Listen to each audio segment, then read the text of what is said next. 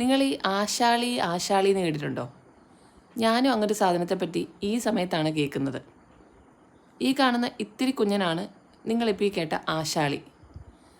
ആശാളി, ഉലുവ, പിന്നെ സ്വല്പം നമ്മുടെ ചുവന്നരി എല്ലാം കൂടി കുക്കറിലേക്ക് അങ്ങ് ഇടുക. കുറച്ചധികം വിസിലടികൾ.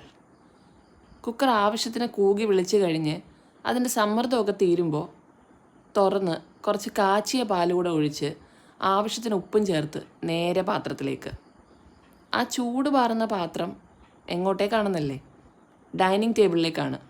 അവിടെ ഈ ഞാനുണ്ടാവും, എൻ്റെ അത്താഴവും കാത്ത്. ഈ ഔഷധക്കഞ്ഞിയാണ് എൻ്റെ ഇപ്പോഴത്തെ അത്താഴം. അങ്ങനെ ഒരു പ്രസവകാലത്തിൻ്റെ മറ്റൊരു ചൂടുള്ള ഓർമ്മയാണ് ഇപ്പോൾ എനിക്ക് ഈ ഔഷധക്കഞ്ഞി. ഇത് കഴിച്ചിട്ടുള്ളവർ ജസ്റ്റ് കമൻറ്റ് ചെയ്യൂ കേട്ടോ. നിങ്ങളുടെ എക്സ്പീരിയൻസ് ഷെയർ ചെയ്യാൻ മറക്കരുത്. അപ്പോൾ ബൈ.